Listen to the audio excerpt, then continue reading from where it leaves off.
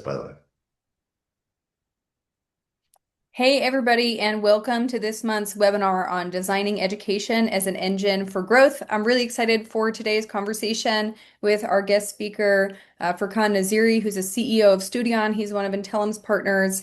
And as we were preparing for this conversation, I was just thinking, like, yes, yes, yes, this is the kind of thing that we need to be thinking about as education professionals, education program leaders, is how are we actually intentionally designing education from the get-go? So, like, when Furqan and I started talking, we talked about measurement, and he was like, you really need to begin with the end in mind. I think a lot of you will resonate with that. He's going to walk us through a framework and approach for doing that. But before we dive into today's topic, just some brief housekeeping. First of all, the chat is open. So if you want to go ahead, introduce yourself, let us know where you're calling in from. We'd love to hear from you in the chat that's at the bottom of your screen. Also, this webinar is being recorded, so if you want to come back to it later, share it with a colleague, grab some notes. This webinar will go out to you in an email afterwards. Um, at the bottom of your screen, you'll also see a Q&A box. So if you have questions, Furqan's going to take some questions a little bit later on during our time. So just use that box at the bottom of the screen that helps us keep track of them. And then also, if you need closed captions, those are also available at the bottom of your screen. So you can just click that show captions and turn that on there. Without further ado, oh, I should actually introduce myself. I take this for granted. Hi, I'm Shannon Howard. I'm calling in from Black Mountain, North Carolina. I have the pleasure and privilege of hosting these webinars every month. And so I get to learn with you, alongside you, and from incredible guests like Furqan. So I'm excited to be here and excited to host. But Furqan, I'll let you take it away. And we're going to also, friends, launch a little poll just to learn a little bit more about you, audiences that you educate, to inform our conversation today as well.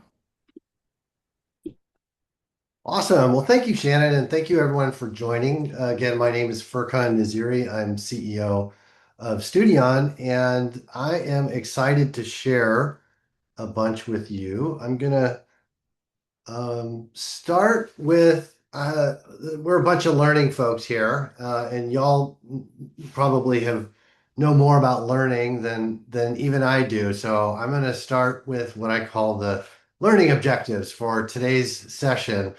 And I'm going to start by framing a little bit. So by the end of this session, I would love for you to be able to think differently. I think about learning, not as content production, not as completions, not as a cost center, but rather to think of it as a lever for growth for your business.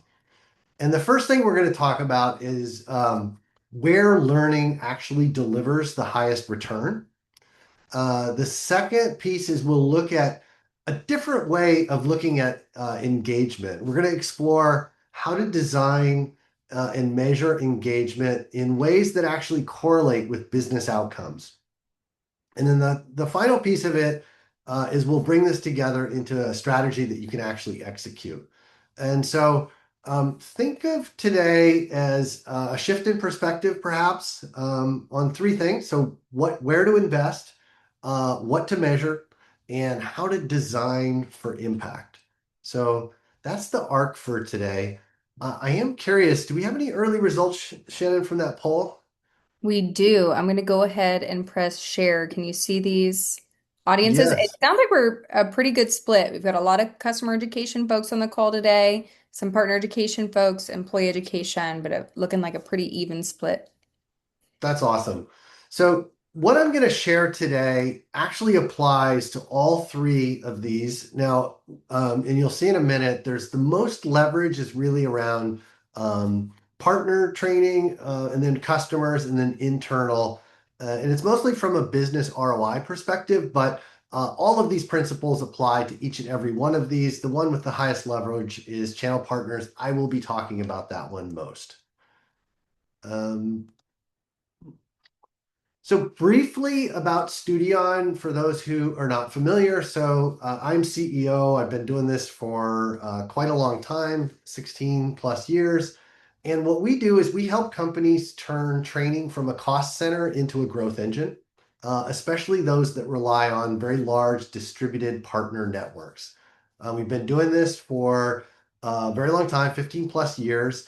And we're a team of nearly 200 professionals, LXD, technologists, content folks, strategists, and lots of other roles in between. We built on many, many platforms, which is why I can say with great confidence that Intellum is an excellent platform, particularly in the extended enterprise world. We've launched hundreds of learning experiences globally. And while we started in digital learning for higher ed, in particular, deep work over the course of longer than a decade with Harvard and MIT, and we've had the privilege to work with some of the greatest minds in online learning. If anyone wants to talk about sort of the who's who of online learning, I would love to share notes at another time. Over time, we've moved towards enterprise ecosystems, in particularly channel partner training. And oftentimes people ask why, and it's I forget who the guy was. Is like why do you rob a bank? That's where the money's at. Well, in terms of channel partner training, that is where the leverage is at. And when you design for learning in these distributed networks, you're influencing not just hundreds, not thousands, it's millions. And so everything I'm going to talk about today really comes from this work that we've done at scale. Now, if you want to see my resume, it's on LinkedIn, so I'm not going to share that, but I did want to tell a personal story that gives you a sense of kind of why I care about learning. It's a little bit of a funny story. It's quirky, but my favorite thing to do actually is learning. And this has actually always been true. I was that weird kid, even in elementary school, that I loved the nerd label. I spent much of my college time working on an extracurricular project called solar car racing. My team built this car that's shown here on the left. We won a national championship. We competed for a world title. And the car is now in the Chicago Museum of Science and Industry. So if you ever visit, it's permanent display for the last 25 years. This project was over 3 years, about 70,000 hours of time from 300 students, and we raised about $2.5 million. So it was a very big effort. And then since then, over the last 35 years, I have mentored hundreds of students, and I've been on many, many solar car races. My son, pictured here on the right with me, he caught the bug and now leads the solar car team at Berkeley. So that was really a rewarding experience. And I've always said that on the surface, solar car racing looks like a race. But if you dig deeper, it's really about learning and tying those learnings to outcomes. And it also has, it's really deep group project-based learning. So these are things that I just really have always been fascinated by. I love to learn. I am not, I'm an aerospace engineer by training who went to business school, and learning has become kind of my passion, and so it's why I care so much about this. 10,000 hours. Now, this number became popular. Malcolm Gladwell's book Outliers talked about 10,000 hours being the threshold for mastery across many different industries and topics and subjects and things like that. And for decades, we as kind of learning professionals have associated excellence with this crazy high outcome of 10,000 hours. Um, and we talk about building experts, we talk about building mastery, we talk about developing elite capabilities over time. This image, by the way, is I grabbed this as kind of an image to show mastery. This is Gary Kasparov playing chess against IBM's Deep Blue, and he lost this match for the first time. A grandmaster lost against a computer. Do you realize this was 30 years ago? This blew my mind. Anyway, that's small side, but learning has been going on for a long time, and the computers have been chasing us. Uh, the other flip side of this is 3 minutes. So there's a famous MIT joint study with Harvard where they looked at millions of learners on edX, and they found that attention spans of online learners as measured by online video completion was 3 to 6 minutes. They found that after 6 minutes, like completion fell off dramatically. And so, as would happen in this world, the the headline for this got turned into online learners have a 3-minute attention span. So this is the challenge that we're faced with, right? There's 10,000 hours, like that's mastery, eat your vegetables, do the hard work. And on the other hand, you have attention spans are 3 minutes. Make it short, cut it, get to the chase, do that thing. And this is really the challenge that we've faced for the last decade. What are you supposed to do? Well, the common answer is what I call chocolate covered broccoli. And spoiler alert, I don't think that's the answer. This idea is to take something that's good for you and wrap it in something that's entertainment. You hear about gamification, badges, adding points, micro modules or nudges. I mean, we've all heard this language, right? Edutainment, just-in-time learning, smart nudges, bite-sized learning, or my favorite, snackable content. It all sounds modern and engaging, but it's still broccoli. Learning is hard, and this is the dilemma. You can't trick someone into doing something that's hard. And so part of what I do as a learning professional is I have to knock people off this idea that we can just make it happen in 3 minutes magically. Um, and so what's the alternative? What's the right way to do it? Bear with me, a bit of an eye chart, but I promise I'm getting to the point. So we often hear, this 10,000 hours is mastery, 3 minutes is our attention span. There's something important in between. Now, decades of learning science show us that improvement in learning is steepest at the very beginning. It's the earliest phase of learning. It's where that you get the highest return on time. Those first hours, you're not actually refining a skill, you're discovering a strategy. You're eliminating big inefficiencies. Like, people have gone down this road before, so let's cut that out. You're building a mental model for what makes everything else possible. So, research on the learning curve shows that the early gains are disproportionately large. And in fact, up to half or even a little bit more of the learning takes place in the first 10 hours. At an individual level, the improvement is often following an exponential pattern, meaning that you really get that biggest shift in those first 10 hours. So if the idea of 100 hours is competence, and this is, Anderson and others in seminal works from, starting in the 80s, talk about competence being, around this 100 hours, then 10 hours is what we really think of as capable. And it's an inflection point. And so when learners move from novice in confusion to capable, they get out of this trial and error and they get to structured execution. So this is really the crux of the matters. How do we get those first 10 hours of instruction to unlock the next 90 hours of deliberate practice? And this idea is the bridge between attention and mastery, what I was talking about, 3 minutes versus 10,000 hours.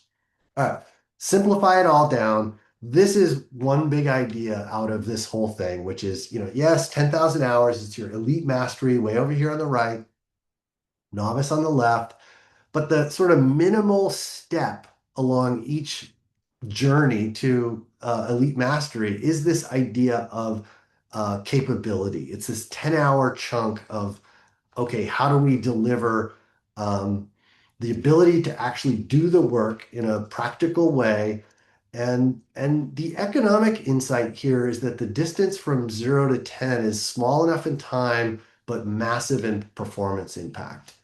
And so if you optimize around this, it really unlocks a lot of business impact. And so this is something I always preach is you should always be thinking, what are my next 10 hours of learning, right? Not at work, yes, but I think about this in hobbies and in everything that I do. It's, well, what's the next 10 hours? How to think about that. Um, I want to frame one more thing, and then I'll get into some. Okay, how is this applied? Um, so I was talking about learning. So the 10 hours of learning is like this, real unit of capability, and then where to apply it. So this is like another one of my complicated charts. But if we zoom out for a minute, Fortune 500, if you go look it up, it's $20 trillion of revenue, which is crazy.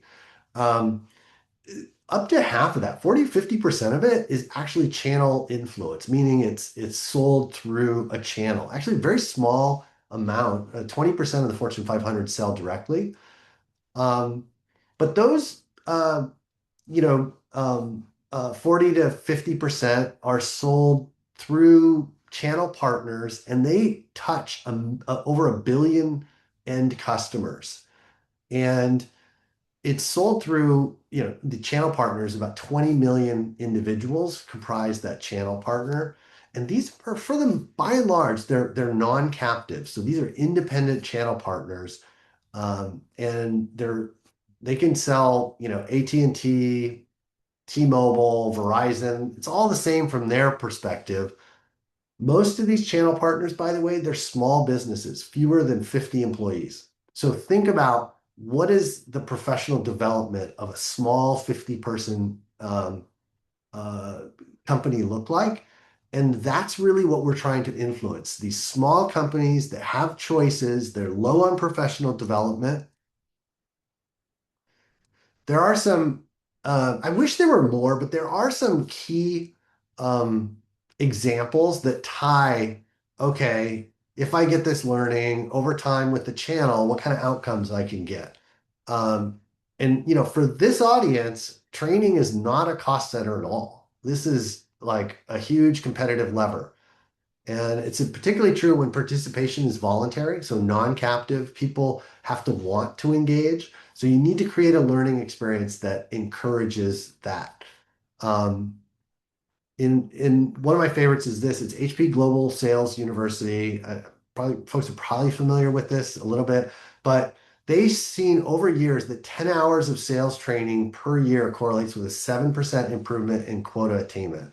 Interestingly, this has been consistent over multiple years, and um, it is true that the 10 hours has been creeping up slightly. So I think it's 11 or 12. So it started at 10, it's getting higher, but they've shown that this curve of minimum capable is actually holding over time.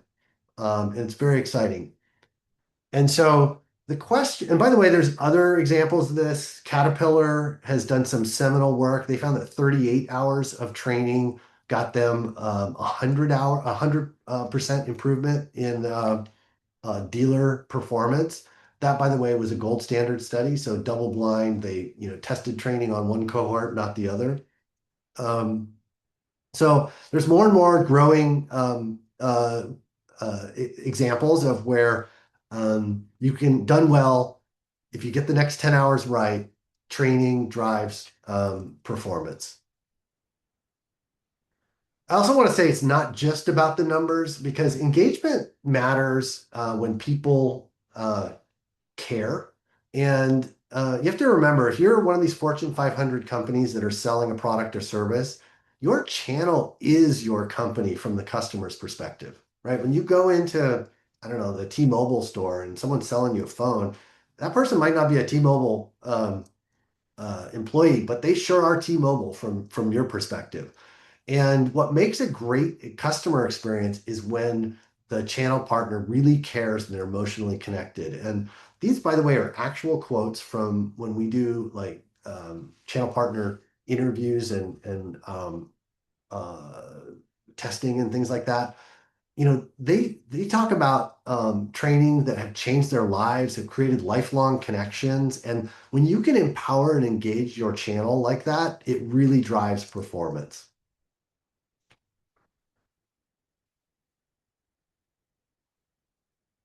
All right, so I'm going to a quick piece of things. I'll get into some examples and I'll show how to measure some of this stuff.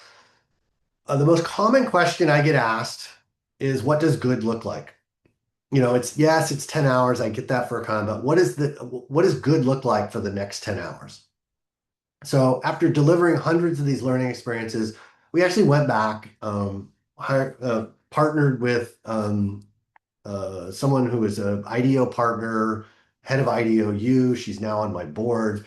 And several years ago, we developed a framework that kind of captured what drives success here. We call it high engagement at scale. And it defines both the what and the how for designing those next 10 hours that drive real business performance. So the next few slides I'm going to give you explain this, and then I'll give you an example. Um, the first step in getting the next 10 hours right is defining the what. So most organizations can name the business outcome that they want. Very few can clearly describe the capabilities that actually are required to produce it. So the first thing that we do when we engage with a client is we build what we call a capability map. This is the what. It looks suspiciously like a knowledge graph, but it's not. Notice it doesn't start with domain at the top, where it's some kind of theoretical uh, hierarchy of knowledge. Instead, it starts with the business outcome, and then it works backwards until it becomes learnable. So, for example, if you had a health insurance company, one of our clients, and they want to reduce member churn, so health insurance member churn, what we do is at the very top, we identify a business outcome uh, that they want to do, like business churn. And then we look at, okay, what's the growth area that drives that? And an example of that would be insurance plan fit. So is the customer in the right insurance plan? And then we look at value drivers, things like, oh, get fewer cancellations in the first 90 days. And then we have to get that down to what can an agent reliably do in real interactions that influence that result? And that's what we call a capability. And in this case, matching members to the right plan at enrollment is a key capability. In order to do a capability, you have to have observable skills that enable it. And so, like using this insurance example, we're talking about things like, okay, can I ask somebody how they use, health insurance or the health system? Can I model cost scenarios and explain that to the member?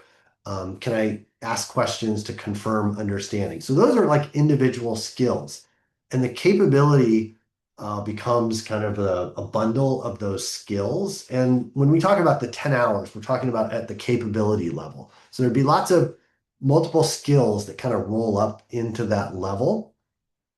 And again, the idea here is not capability is the design for those first 10 hours. It's not expertise, it's independence. Can by the end of this experience, the learner execute on the job and then improve through experience. So designing, around the capability of those first 10 hours, that's, teaching to independence is the real goal there. So if the first step is defining the what, the second step is designing the how. And in this case, the how is the learning delivered? And wouldn't you be surprised? I have another one of my eye charts here. Um, this is what we call our high engagement at scale rubric for evaluating and improving the learning experience itself. What we did is we took hundreds of learning experiences and we benchmarked the what we call identified as key ingredients that drove learning engagement. Five dimensions or five ingredients surface to the top. So, and we can share certainly more about this in detail. So, learner-centered content. So, it's quality materials, compelling storytelling, things like that. Active learning is a huge key ingredient. So, having the learner do things, simulations, projects, it's that doing piece of it really builds confidence that allows them to work independently. Community connections, learning with peers, it's huge for driving engagement. One person by themselves, great. Two people or more together, huge. Uh, Third is real world outcomes. So making it relevant to their current work experience. This does include things like client ready artifacts, helping them not to do um, theoretical work, but practical work. And then lastly, what we call unbounded inclusion. And this is about personalizing the learning path. So if you have somebody who has prior knowledge, we want to leverage that. We don't want to drag them through and make them do 10 hours if they already know most of it. Um, what we also created a scale on this rubric that benchmarks against hundreds of learning experiences, and it allows us to go from not present to world class. We use this to look at existing learning experiences. We use it to look at competitive learning experiences, and then we use it to set goals. This is something that ends up defining exactly what features go into the learning experience that actually comprise how that 10 hours, each next 10 hours is delivered. So one last thing I'll mention about our process around this is, learners don't always remember every piece of content, shockingly, especially when you're talking about tens of hours, but they do remember how they feel with the learning experience. And so we really zoom in on what we call signature moments. These signature moments are that learners remember. They're interactions, they can be simulations, challenges, or feedback experiences. They really drive behavior and they become this defining part of it. So, an example of a signature moment, if you're familiar with like Harvard Business School online. It's the case method. So there's a signature moment within that experience called a cold call. And we actually helped build that and created the online version of the cold call. And if anybody's ever been through Harvard Business School online, you will forever remember the cold call experience where you get this question that pops up and there's a timer that ticks down. You get this little bit of anxiety and excitement as you're trying to answer a question while the timer ticks down, and it simulates a real world experience of doing something under pressure. That's the kind of example of a signature moment that we build into a learner experience. It's built using the strategy we set with high engagement at scale on the content that we set around the capabilities, understanding the core um, brand of the client and the competitive landscape. We kind of push all that together into a process and we create unique signature moments um, for our client experience. Um, this is an example of what it looks like in real world. So this is a large financial services organization, a client of ours we've worked with for almost a couple of years now, trillions of dollars in assets under management, and sold through more than 100,000 independent financial advisors. So when they originally approached, they needed to enable these non-captive channel partners, financial advisors, on a new product that they wanted to introduce in the market, alternative investments. It was highly complex and super highly visible up to the CEO of the organization. So the issue wasn't information, it was about capability. Could financial advisors actually execute a real client conversation around this new product? And so we use that as the goal to kind of reimagine the advisor training. We defined the critical capability. We built the first 10 hours of learning around that, engineered signature moments, and we made the experience both distinctive and sticky. The results have been really strong engagement scores with the channel partners. The program has helped drive new sales for this new product, and even earlier this month, have been recognized by some Brandon Hall awards for best external channel training, sales training.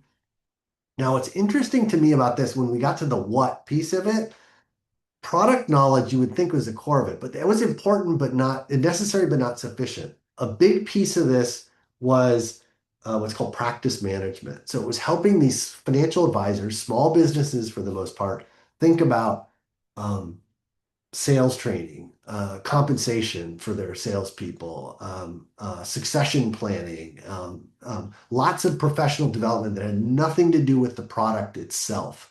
And so it was really combining those two things that became a magic formula here. And the revelatory piece really is that it's the what and the how tied together. And they don't have time to go into the details here, but the how piece of it involves a lot of scenario-based learning where like you know how there's like a dozen different life events that change have an impact on people's um, wealth management. So like weddings, funeral, inheritances, losing a job, getting a promotion, things like that.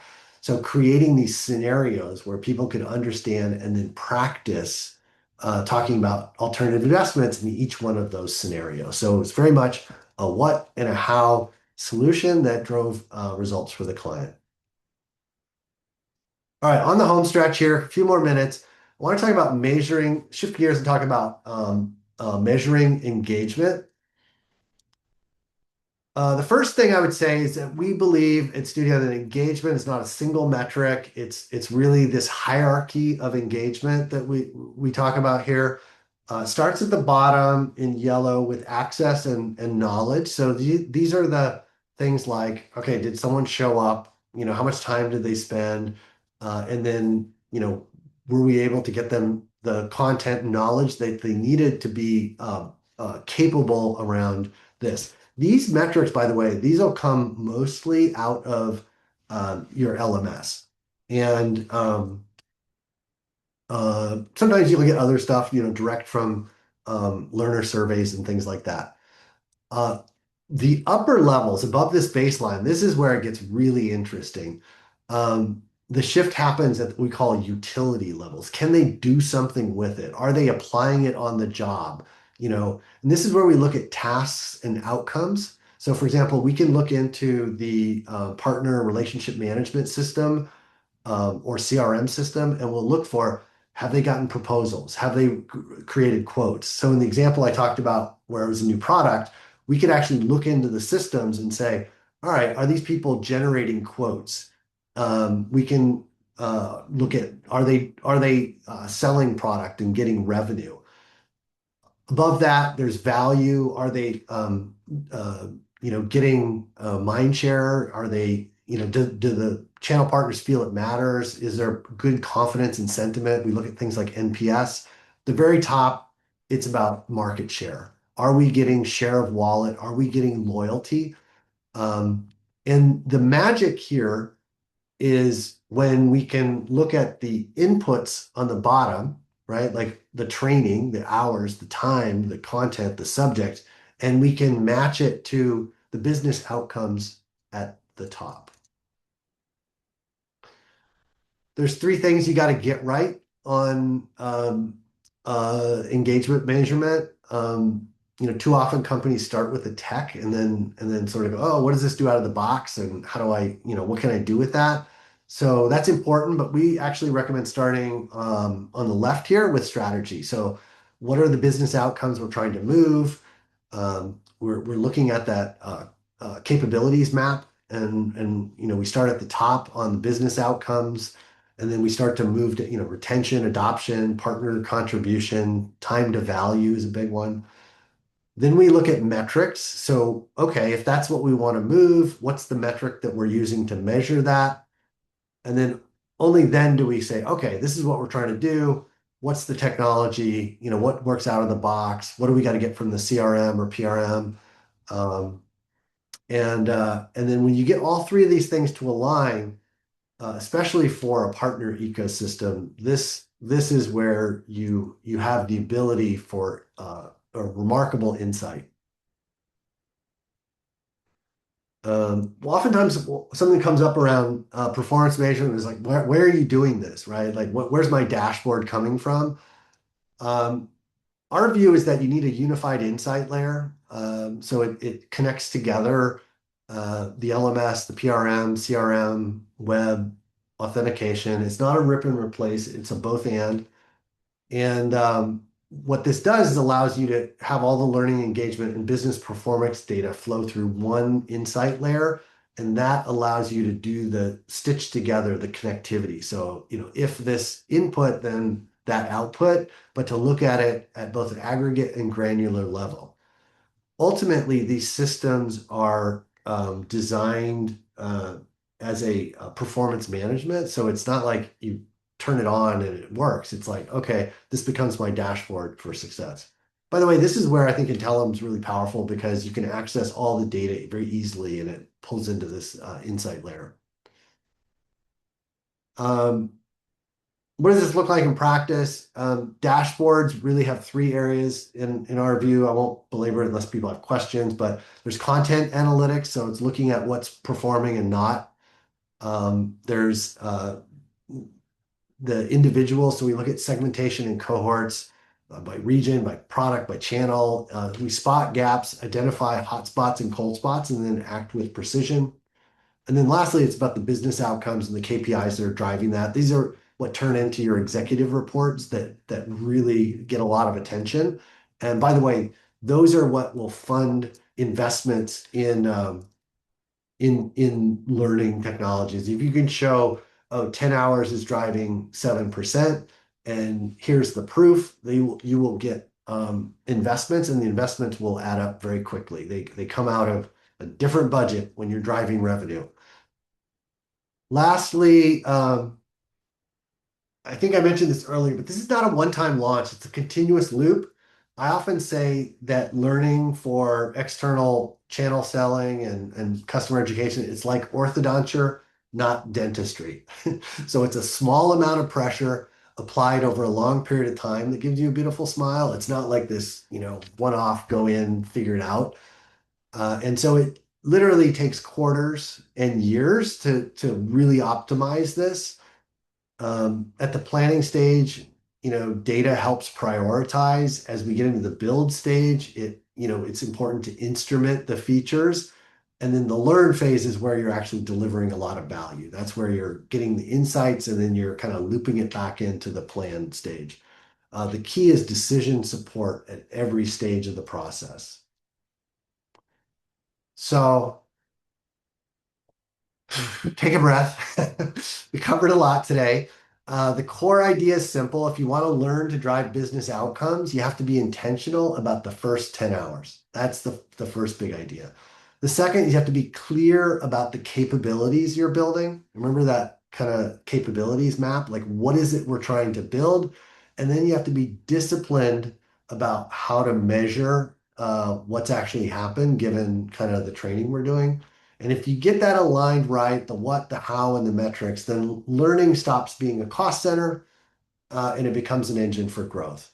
So, with that, I'd love to hear what resonated here, what challenged your thinking, and maybe what you're wrestling with in your own programs.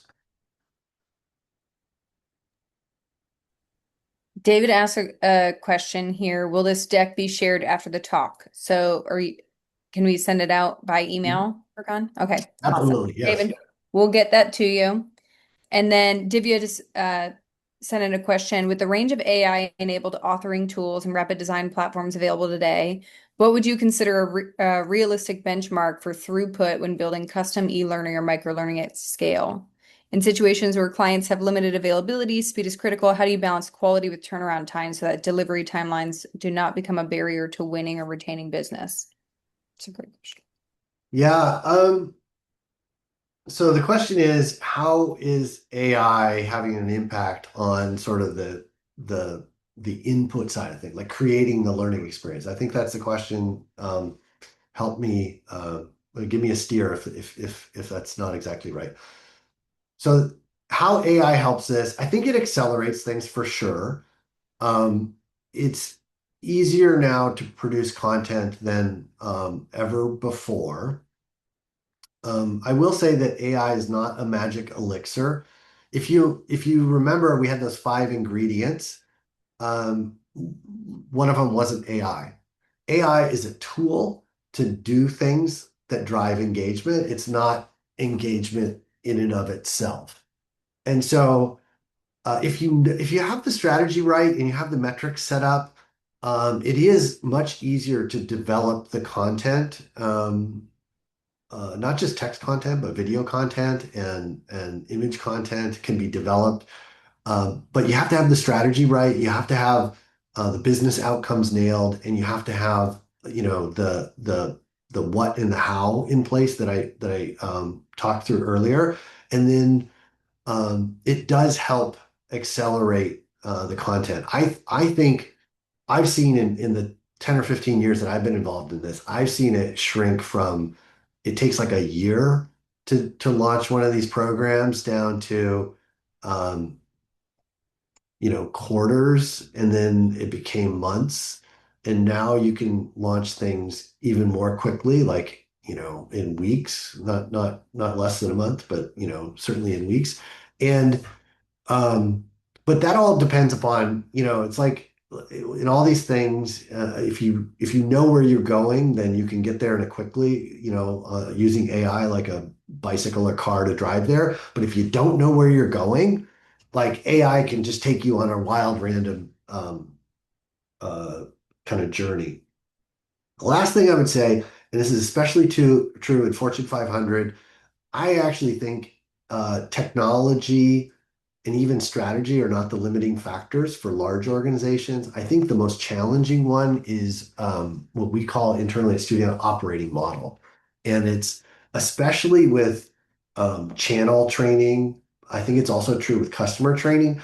There's oftentimes not a single, we call neck to choke around who owns this activity. So you'll have L&D playing a role, you'll have sales, wholesaling, marketing, also, customer success can be in there, and oftentimes there's a channel partner. I've been in meetings where there are 22 people around the table to talk about learning strategy for channel partners. And much of what unlocks kind of productivity and faster go to market is not just the strategy and the technology, but it's getting people organizationally aligned around, okay, we can actually get this done. Because imagine you got 50, 60 people sometimes working on this stuff. It's really important to get that op model right. I love that you said that alignment. I feel like Furqan, you're doubling down on everything we've been saying the last few months in our webinars around just the critical need for cross-functional alignment. And starting strategy first. I popped in the chat for Divya, but obviously welcome to everybody. We're doing a webinar next month with TSIA on education-led growth in the AI era. So thinking about that, how does AI empower us to move our learning programs forward? But to your point in slides earlier, it's starting with that strategy because AI is still a technology, right? Like, how are we using within our workflows where it makes sense? Any other questions that people have? I know some have come through the chat. Any other questions on what Furqan has talked about today? Questions you have about intentionally designing education programs to drive growth?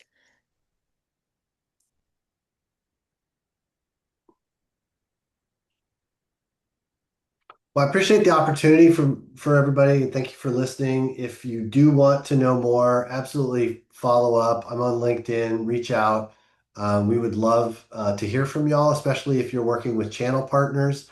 Tell us your stories. Tell us what's working. If you're interested in high engagement scale as it applies to your um, channel partners and learning experience, we could certainly help with benchmarking. That's something that is really revelatory. So I want to thank everybody and invite you all to continue the conversation offline. Awesome. Well, thank you, Furqan. Thank you, everybody, for joining us today. And at the end of this webinar, when you sign off, you're going to get a Zoom survey. Please take a moment to fill that out and tell us what you thought of this session and then what you want to hear about in the future, because we incorporate all of your thoughts and input into our content calendar. So thank you and have a great day, everybody. Cheers.